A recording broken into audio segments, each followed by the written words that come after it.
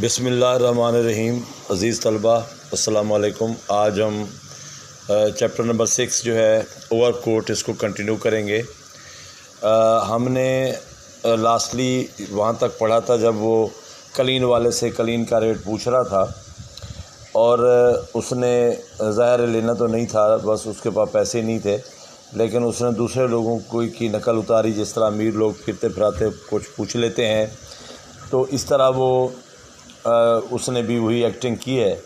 تو اب وہ کہتا ہے نیکسٹ پیراگراف میں کہ 2-3 منٹ کے بعد اس دکان سے بھی نکل آیا، اس کے اوور کوٹ کے کاج میں شربتی رنگ کے گلاب کا جو ادھ کھلا پھول اٹکا ہوا تھا، وہ اس وقت کاج سے کچھ زیادہ باہر نکل آیا تھا۔ جب وہ اس کو ٹھیک کر رہا تھا تو اس کے ہونٹوں پر ایک خفیف اور پر اسرار مسکراہٹ نمودار ہوئی۔ اس نے پھر اپنی بٹرگاہ شروع کر دی۔ خفیف کا معنی ہوتا ہے ہلکی سی، اور پر اسرار راز بھری مسکراہٹ جو ہے اس کے سامنے آتی ہے۔ وہ خدا جانے کیا سوچ رہا تھا اس وقت۔ ظاہر ہے ایک جو ہماری بات سمجھ میں آتی ہے وہ یہ سوچ رہا ہوگا کہ اتنا وقت گزر گیا، دھوکہ دے لیا لوگوں کو کہ میں بھی ایک امیر آدمی ہوں، اور وہ تمام عوامل جو امیر لوگ کرتے ہیں وہ کر رہا تھا۔ اب وہ کہتے ہیں ہائی کورٹ کی عمارتوں کے سامنے سے گزر رہا تھا۔ اتنا کچھ چل لینے کے بعد بھی اس کی طبیعت کی چونچالی جو شوخیاں تھیں اس میں فرق نہیں آیا تھا۔ نہ تھکاوٹ کے آثار آئے، نہ تھکان محسوس ہوئی، نہ اکتاہٹ، نہ بیزاری ہوئی۔ یہاں پٹری پر چلنے والوں کی ٹولیاں کو چھٹ سی گئی تھیں، یعنی لوگ جو پٹری پر چل رہے تھے ان کی تعداد کم ہو گئی تھی، سردی بہت زیادہ تھی، لوگ جو ہے اپنے گھروں کو جا رہے تھے، آہستہ آہستہ لوگوں کی تعداد کم ہوتی گئی، اور ان میں کافی فاصلہ رہنے لگا۔ جو ایک تانتا سا بندھا ہوا تھا، اب جو ہے دور کافی فاصلے پر کوئی ایک آدھ بندہ جا رہا تھا۔ اس نے اپنی بید کی چھڑی کو ایک انگلی پر گھمانے کی کوشش کی، مگر کامیابی نہ ہوئی، اور چھڑی زمین پر گر پڑی۔ او سوری، اور یہ کہہ کر زمین پر جھکا اور چھڑی کو اٹھا لیا۔ یہ بھی اس کا ایک انداز تھا منفرد، جو کہ پڑھے لکھے اور امیر لوگوں کے زبان سے ہم سنتے ہیں۔ وہی طریقہ کیا تھا۔ یہاں پر جو ہے اس نے اپنی جو حرکت ہے، وہ جو چال ہے وہ جاری رکھی، اور وہ کہتا ہے مصنف کے نوجوان نے شام سے اب تک اپنی مٹر گشت کے دوران میں جتنی انسانی شکلیں دیکھی تھیں، ان میں سے کسی نے بھی اس کی توجہ کو اپنی طرف منعطف نہیں کیا تھا۔ یعنی اب تک چلتے ہوئے اس نے جتنے بھی لوگ دیکھے، جتنے بھی کیٹیگری کے لوگ دیکھے، تو کسی نے اس کی توجہ اپنی طرف مبذول نہیں کروائی۔ تو وہ کہتا ہے کہ فی الحقیقت میں کوئی جاذبیت تھی ہی نہیں، کوئی جاذبیت جو ہے، کوئی کشش تھی ہی نہیں اس کی نظر میں، ان میں، اور یا پھر وہ اپنے حال میں ایسا مست تھا کہ کسی دوسرے سے اس کو سروکار ہی نہیں تھا۔ واسطہ، سروکار کا معنی واسطہ، اس کو کسی سے کوئی واسطہ ہی نہیں تھا۔ مگر ابھی اس نے آدھی سڑک پار کی ہوگی کہ اینٹوں سے بھری ہوئی ایک لاری پیچھے سے بگولے کی طرح آئی اور اسے رونتی ہوئی میکرو روڈ کی طرف نکل گئی۔ یہ چلتا ہوا آ رہا ہے، اس نے روڈ کراس کر کے میکرو روڈ کی طرف جانا ہے۔ شروع میں ہم نے پڑھا تھا کہ وہ میکرو روڈ سے ہی آیا تھا اس مین روڈ پر، تو اب ادھر اپنے گھر کی طرف واپس جا رہا ہے۔ تو جیسے ہی اس نے اس کی طرف مڑنے کی کوشش کی تو اینٹوں سے بھری ہوئی ایک لاری نے اس کو کچل دیا۔ لاری کے ڈرائیور نے نوجوان کی چیخ سن کر پل بھر، یعنی تھوڑے وقت کے لیے وہ رکا، رفتار اپنی کم کی۔ وہ سمجھ گیا کہ کوئی لاری کی لپیٹ میں یہ اس کے نیچے آ گیا ہے، تو اور وہ رات کے اندھیرے سے فائدہ اٹھاتے ہوئے لاری کو لے بھاگا، کیونکہ اس کو پتہ تھا کہ اگر رکا تو کہیں اس کے اگر یہ ڈیتھ ہوگی تو یہ مسائل کا سامنا کرنا پڑے گا۔ اس خوف سے اس نے اندھیرے کا فائدہ اٹھایا اور وہاں سے بھاگ گیا۔ 2-3 راہگیر یعنی مسافر جو اس حادثے کو دیکھ رہے تھے شور مچانے لگے، دیکھو دیکھو، نمبر دیکھو، مگر لاری ہوا ہو چکی تھی، وہ بھگا چکا تھا۔ اس نے یہ اب ذکر آتا ہے اس میں جو آبجیکٹیو آتا ہے وہ بہت امپورٹنٹ ہے، کئی بار آ چکا ہے کہ اس کو حادثہ کہاں پیش آیا۔ تو اصل میں یہ مار روڈ سے میک روڈ کی طرف گیا تھا، ابھی آپ دیکھیں کہ وہ مڑا ہی نہیں تھا کہ اس کو ہو گیا، درمیان سڑک میں اس کو حادثہ ہو گیا، اس لیے اس کا حادثہ جو ہے وہ مار روڈ پہ آیا، نہ کہ میکل روڈ پہ۔ اور یہ میکل روڈ جو ہے یہ لاہور کی وہ سڑک ہے مشہور جو ریلوے اسٹیشن اور شاہراہ قائد اعظم کے GPO چوک کو ملاتی ہے، اس کو میکل روڈ کہتے ہیں۔ لاری کے جو ہے انہوں لوگوں نے شور کیا لیکن وہ بھاگ گیا تھا لاری والا، اتنے میں کئی اور لوگ جمع ہو گئے۔ ٹریفک کا ایک انسپیکٹر جو موٹر سائیکل پر جا رہا تھا رک گیا، نوجوان کی دونوں ٹانگیں بالکل کچل گئی تھیں، وہ کہیں جیسے وہ لاری کے نیچے آیا تھا اس کی ٹانگیں کچلی گئیں، بہت سا خون نکل چکا تھا، وہ سسک رہا تھا، یعنی آخری سانسیں جس طرح لے رہا ہو اس طرح وہ اکھڑی سانسوں کے ساتھ جی رہا تھا۔ تو ایک کار کو روکا گیا اور اسے جیسے تیسے اس میں ڈال کر ہسپتال روانہ کر دیا گیا۔ جس وقت وہ ہسپتال پہنچا تو اس میں رمق بھر جان باقی تھی، رمق بھر میں تھوڑی بہت کہیں نبض چل رہی تھی، ہلکی سی جان لگتا تھا باقی ہے۔ اس ہسپتال کے شعبہ حادثات ایمرجنسی میں اسسٹنٹ سرجن مسٹر خان اور 2 نو عمر نرسیں مس شہناز اور مس گل ڈیوٹی پر تھیں، اس کو بھی انڈر لائن کر لیں، ان کے ناموں کو فرضی ہیں بیشک۔ جس وقت اسے اسٹریچر پر ڈال کے آپریشن روم میں لے جایا جا رہا تھا تو یہ اسٹریچر جو ہے یہ اب تو پہیوں والے ہو گئے ہیں، ماڈرن تھوڑے سے اچھے بن گئے، پہلے اس اسٹریچر کو جو ہے 4 پائی کی طرح ہوتے تھے اور مریض کو اس پر لٹا کر اٹھا کے لے جایا جاتا تھا، اور اب جو ہے وہ پہیوں والے اسٹریچر استعمال ہوتے ہیں۔ تو انہوں نے اس کو اسٹریچر میں ڈالا اور آپریشن کی طرف روانہ ہو گئے۔ ان نرسوں کی نظر اس پر پڑی، اس کا بادامی رنگ کا اوور کوٹ ابھی تک اس کے جسم پر تھا اور سفید سلک کا مفلر گلے میں لپٹا ہوا تھا، اس کے کپڑوں پر جا بجا خون کے بڑے بڑے دھبے تھے۔ کسی نے از راہ درد مندی ہمدردانہ طور پہ اس کی سبز فیلٹ ہیٹ اٹھا کے اس کے سینے پر رکھ دی تھی کہ اگر یہ بچ گیا، اگر ہوش میں آ گیا تو اپنا سامان، اپنی یہ کیپ جو ہے ٹوپی جو ہے وہ لے لے گا ہیٹ، تاکہ کوئی اس کو اڑا نہ لے جائے، کوئی چوری نہ کر لے۔ شہناز نے گل سے کہا، اب یہاں پہ دیکھیں جو اصل چیز اس افسانے کی ہے وہ یہ ہے کہ انسان جو ہے اپنی اصلیت چھپانے کے لیے جو بھیس اختیار کرتا ہے، لوگوں کو دھوکہ دیتا ہے، یہ اب سارا دن ان کا کام ہے مختلف لوگوں سے ملنا، مختلف لوگوں کو ڈیل کرنا، لیکن یہ لڑکیاں جو دونوں نرسیں تھیں وہ بھی دھوکہ کھا گئیں۔ ان کو اس کو دیکھ کر ان کی آپس میں گفتگو جو ہے وہ اس طرح تھی، وہ کہتی ہے کہ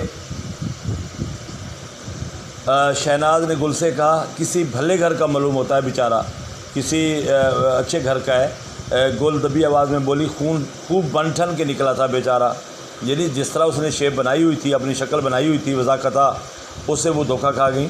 ڈرائیور پکڑا گیا یا نہیں بھاگ گیا، یہ ان کی آپس کی گفتگو ہے۔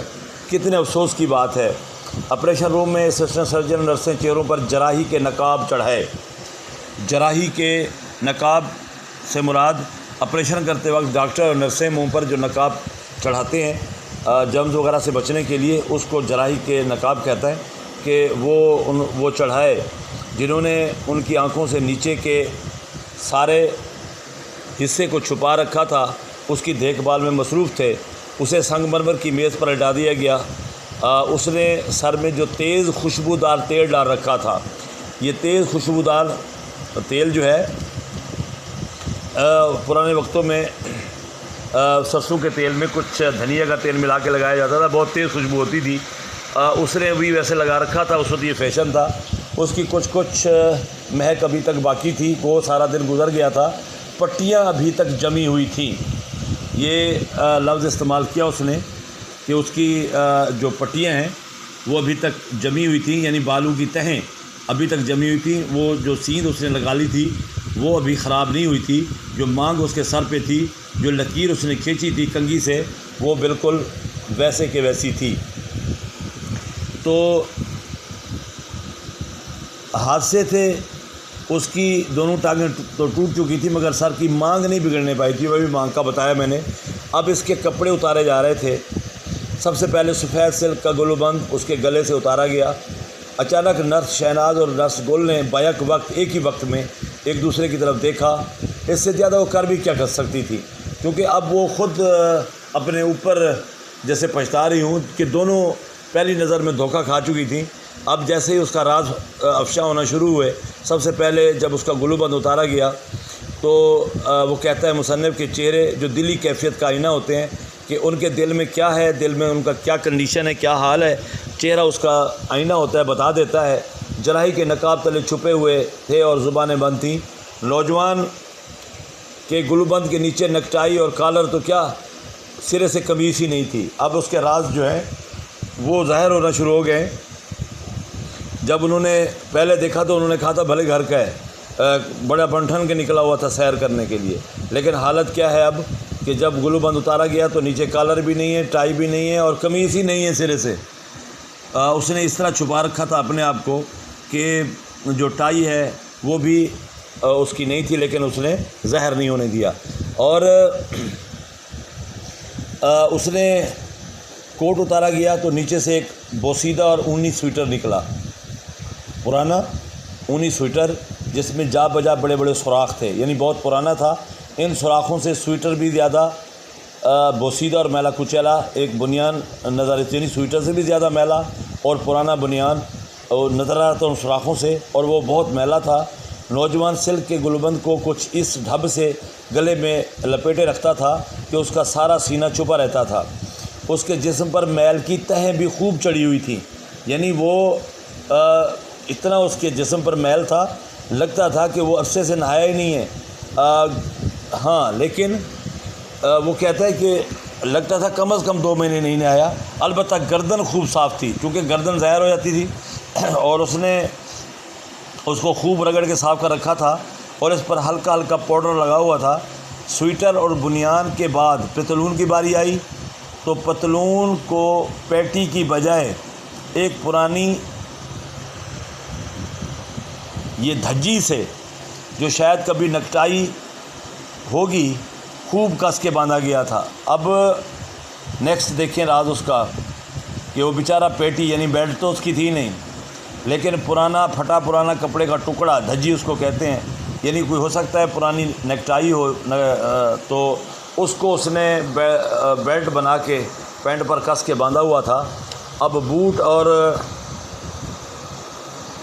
جرابوں کی باری آئی۔ ایک مرتبہ پھر مس شہناز اور مس گل کی آنکھیں چار ہوئیں، دوبارہ ایک دوسرے کو انہوں نے حیرت سے دیکھا۔ بوٹ تو پرانے ہونے کے باوجود خوب چمک رہے تھے کیونکہ اس نے لوگوں کو دکھانا تھا، مگر ایک پاؤں کی جراب دوسرے پاؤں کی جراب سے مختلف تھی، یعنی ان کی جرابیں بھی ایک جیسی نہیں تھیں، اور جو دونوں جرابیں ایڑیوں سے پھٹی ہوئی تھیں، اور اس قدر اس نوجوان کی میلی میلی ایڑیاں جو ہیں وہ نظر آ رہی تھیں ان پھٹی ہوئی جرابوں سے۔ یہ تھی اس کی کنڈیشن اصل میں، اور جو ظاہر تھی وہ آپ پہلے پڑھ چکے ہیں۔ اچھا، اس چیپٹر میں یہ پیرا جو ہے بہت امپورٹنٹ ہے، اس کو آپ ایک ہی پیرا ہے میری نظر میں، اس کو نشان لگا لیں کہ بلا شبہ اس وقت وہ دم توڑ چکا تھا، یہاں تک، یہاں سے لے کر اس کو نیچے تک لے آئیں۔ ہم جنسوں سے آنکھیں چرا رہا ہے، 3 لائنیں تقریباً ہیں۔ یہ پیراگراف امپورٹنٹ ہے، اس پیراگراف کی تشریح ضرور کیجیے گا آپ۔ میں آپ کو تھوڑا سا اس کا بتا دیتا ہوں کہ بلا شبہ اس وقت وہ دم توڑ چکا تھا، مر چکا تھا، وہ اس میں شک نہیں ہے۔ اس کا جسم سنگمرمر کی میز پر بے جان پڑا تھا، اس کا چہرہ جو پہلے چھت کی سمت تھا کپڑے اتارنے میں دیوار کی طرف مڑ گیا۔ معلوم ہوتا تھا کہ جسم اور اس کے ساتھ روح کی اس برہنگی نے اسے خجل کر دیا ہو۔ خجل مانے شرمندہ، اور چونکہ اب سارے راز اس کے ظاہر ہو چکے تھے، اور وہ لگتا تھا کہ اپنے ہم جنسوں سے آنکھیں چرا رہا ہے، کہ چونکہ اس کی اصلیت ظاہر ہو گئی ہے، اب وہ انتہائی پریشانی کے عالم میں ہے اور اپنی آنکھیں چرا، حالانکہ ایسی بات نہیں تھی، وہ تو ویسے ہی جو ہے بیچارہ مر گیا تھا، اور اس کا سر جو ہے وہ ادھر مڑ گیا تھا، لیکن لگتا تھا کہ اس نے وہ ڈر گیا ہے، اور اس کی جو ہے وہ شرمندگی سے اپنی آنکھیں اس نے اس طرح موڑ لی ہیں۔ اور اس میں دیکھیں کہ ایک چھوٹا سا سیاہ کنگھا جو اس کے کوٹ سے برآمد ہوتا ہے، چیزیں نکلتی ہیں، کہ ایک چھوٹا سا سیاہ کنگھا ہے، ایک رومال ہے، 6.5 آنے ہیں، ایک بجھا ہوا آدھا سگریٹ ہے، ایک چھوٹی سی ڈائری ہے جس میں لوگوں کے نام اور پتے لکھے تھے، اور نئے گراموفون ریکارڈوں کی ایک فہرست تھی جو اس کے پاس تھی، جو تفصیل تھی اس کی۔ اس کے بعد دیکھیں کہ کچھ اشتہار تھے جو مٹر گشت کے دوران اشتہار بانٹنے والوں نے اس کو دیے تھے اور اس نے انہیں اوور کوٹ کی جیب میں ڈال لیا تھا۔ افسوس کہ اس کی بیعت کی چھڑی جو حادثے کے دوران میں کہیں کھو گئی تھی اس فہرست میں شامل نہ تھی۔ بیعت کی چھڑی آخری ذکر ہے اس کا، اور یہ آبجیکٹو میں بھی آتا ہے، اس کو بھی انڈر لائن کریں کہ آخر میں کس بات کا ذکر کیا گیا ہے۔ تو اس کا ماخذ ہے جاڑے کی چاندنی۔ تو میں آپ کو بچے بتا دوں کہ اب آپ کو یہ تمام وضاحت ہو چکی ہے اس چیپٹر کو پڑھنے سے کہ یہ جو نوجوان جس کو فرد ظاہر سپوز ہے، اور ایسے کردار ہمارے معاشرے میں عام ملتے ہیں، اور یہ لوگ ملمہ جس کو کہتے ہیں نا، ایک آپ نے نظم پڑھی ہوگی چھوٹی کلاس میں، ملمہ کی انگوٹھی، دھوکہ دینا۔ جیسے اس نے ذکر کیا تھا کہ چاندی کی انگوٹھی بنوا کے سونا کے پانی لگوا کے اس نے سونے کی انگوٹھی کو ظاہر کیا تھا کہ لوگوں کے آگے فخر سے رہ سکوں، لیکن جب اصلیت ظاہر ہوتی ہے تو انسان بہت پچھتاتا ہے، انسان اس وقت جو ہے وہ جینے کے قابل نہیں رہتا۔ تو یہاں جو مصنف کہنا چاہ رہا ہے کہ اس شخص نے خوب اپنے آپ کو بنایا امیروں کی طرح، اور امیروں کی طرح وہ چلتا رہا، امیروں کی طرح اس نے تمام ایکشن کیے، لیکن آخر میں قدرتی طور پہ وہ حادثے کا شکار ہوا، اور جب اس کی تمام راز فاش ہو گئے، جب لوگوں کو اس کی اصلیت کا پتہ چل گیا، تو یہاں فرضی طور پہ وہ کہتے ہیں کہ اس کا چہرہ دیوار کی طرف جو مڑا تو لگتا تھا کہ جب اس کا جسم اور اس کے اندر کی جو حالت ہے وہ ساری کی ساری لوگوں کے سامنے عیاں ہو چکی ہے تو وہ شرمندہ ہے۔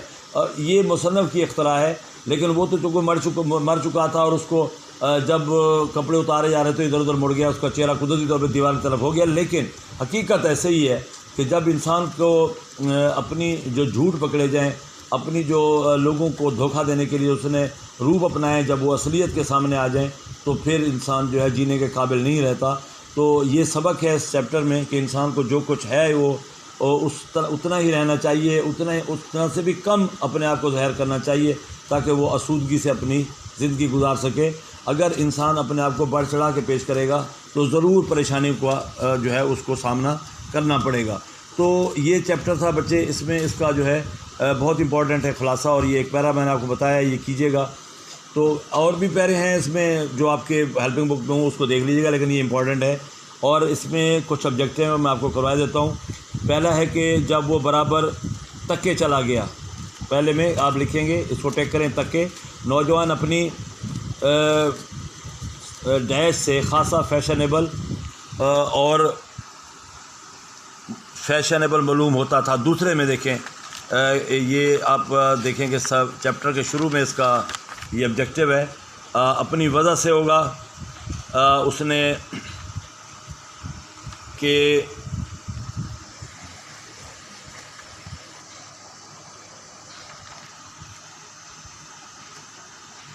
ہاں تو ہم تیسرا کریں گے جی، نوجوان نے بھووں کو سکیڑا۔ بھووں کو آپ کریں۔ اچھا، اس میں آپ جو چوتھا ہے اس میں دیکھیں کہ اس کے ہونٹوں پر ایک خفیف سی اور پر اسرار مسکراہٹ نمودار ہوئی، اور افسانہ اوور کوٹ کا مصنف ہے غلام عباس۔ نوجوان کے اوور کوٹ کیوں پہن رکھا تھا؟ اپنی اصلیت کو چھپانے کے لیے۔ اور نیکسٹ ہے کہ گلوبند اتارتے نسلوں کو ایک دوسرے کی طرف کیوں دیکھا؟ کیونکہ گلوبند کے نیچے قمیص ہی نہیں تھی سرے سے۔ اور نیکسٹ ہے کہ نوجوان کی پتلون کیسی تھی؟ پھٹی پرانی اور بکسوؤں کے بغیر، یعنی اس کے اندر کوئی بٹن نہیں ہے، کوئی زپ نہیں ہے، اور پھٹی ہوئی بھی ہے، اور جیسے کھونچے لگی ہوئی، یعنی جگہ جگہ سے کہیں جیسے کوئی کیل پھنس جائے اور کپڑا پھٹ جاتا ہے۔ اوور کوٹ کا اختتام کس چیز کے ذکر پر ہوا؟ یہ میں آپ کو پہلے بتا رہا تھا، بیعت کی چھڑی پر۔ افسانہ نگار نے کس اوور کوٹ کو نیلام کا کہا؟ خاکی پٹی کے پرانے دال جو ہے۔ سفید بلی دیکھ کر اس نے کیا کہا تھا؟ پور لٹل سول۔ اور اس کے بعد آتا ہے نیکسٹ، نوجوان کو حادثہ کس سڑک پر پیش آیا؟ مار روڈ پر۔ میں نے آپ کو بریف کیا پہلے ہی کہ اس کو مار روڈ پر پیش آیا تھا۔ اور یہ اس کے آبجیکٹو ہیں، عموماً جو ہیں وہ آبجیکٹو اس سے آتے ہیں۔ اور یہاں اس کے بعد دیکھیں میں ایک اور اب چیپٹر میں، ہاں آگے جو کوشچن آنسر ہے یہ ہمارے سلیبس کا حصہ نہیں ہے، اور الفاظ کے متضاد یہ بھی نہیں ہے، اور اس کے بعد باقی چیزیں نہیں ہیں، یہ ہمارے آبجیکٹو ہی تھے جو ہمارا حصہ تھے۔ آپ لوگوں نے یہ آبجیکٹیو بھی ساتھ کرنے ہیں، اور اس کے بعد یہ خلاصہ اور یہ ایک پیراگراف، یہ کام ہے آج کا آپ کا۔ اور نیکسٹ ہمارا جو چیپٹر ہوگا اب کل انشاءاللہ وہ ہوگا سفارش، احمد ندیم قاسمی کا لکھا ہوا، وہ بھی بہت اچھا افسانہ ہے، بہت اچھا سبق اس کے اندر موجود ہے، تو انشاءاللہ اس کو ہم کل ریڈنگ کریں گے۔ کل تک کے لیے میں اجازت چاہتا ہوں، انشاءاللہ زندگی کی ملاقات ہوگی۔ السلام علیکم۔